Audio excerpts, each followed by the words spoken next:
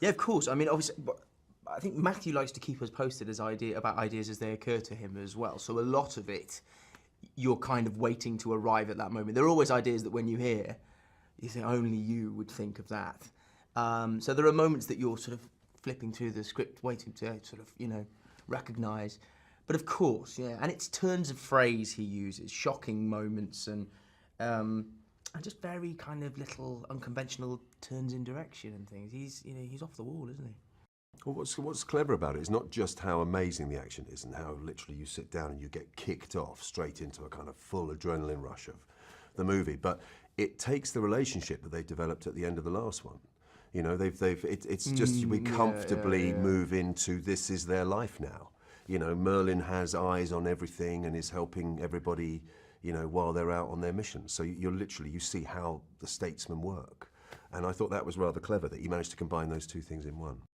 I love the fact that, there's still that slight, I think I'm asking you to use some uber-duber rocket weapon thing, and you'll go, no, can't do it yet. And you can see, it's that thing of, come on, let me have a go. And I like that dynamic because it shows that there's still that deference there, and we pick up right where we left off in the first one. It's lovely, it's very clever. All the stuff in the cab, hanging out the cab, the arm, the that was, do you know what? That was the first couple of weeks of the main body of the shoot, I think, and I had such fun. All of that stuff where I'm spinning on the door, they did really clever sort of rigs and things to make all that work, and it was so much fun jumping in the back of the boot and coming through the back seat. It was all great fun to shoot, but that was just one section of it, all of the actual cab work, because then they had, incredibly sort of skilled drivers go off to certain locations and do these amazing stunts, which no one in their right mind had ever let me get anywhere near. So there were different, it's a culmination of lots of different people's work, as it always is with these films, coming together to make one really great sequence.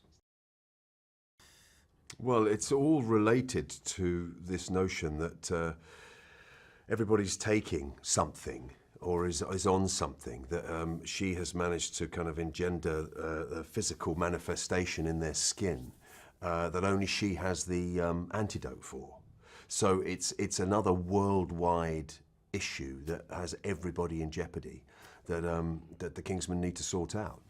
And it's nice as well because Eggsy, Merlin is so stoic, and Eggsy arrives and first becomes very angry and then becomes very upset, and it takes Merlin to sort of go, sort yourself out, there's work to be done, pull yourself together. And it's nice, it's a nice dynamic, and then that sort of gives us this springboard to go into this mission together, and then you have a little wobble, which is quite fun as well. There's also, there's a father-son thing, there's a dysfunctional family, I think, Colin, me and Taron as well. There's a kind of mother-father-son thing going on, which might explain some of the Japanese anime cartoons I've seen online. me in an apron giving Colin a cup of tea. Yes, they're very. But there's that vibe. But there's also a class connection, I think. Matthew was very keen that Merlin wasn't upper class, but he wasn't street. He was somewhere in the middle. But for Merlin, I think he has a real soft spot for Eggsy because he's not one of the classic public school ex-military boys that he normally trains.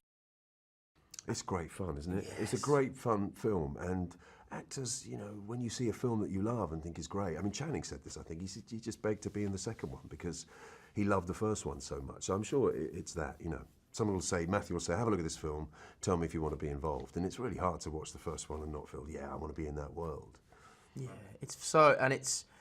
I guess it occupies its own space because it's very grown up in a lot of ways. It's kind of anarchic and irreverent and a bit X-rated at times, and there's something that's part of the fun of it. And those, I guess, opportunities like that on this scale for very adult fun is not doesn't come along every day.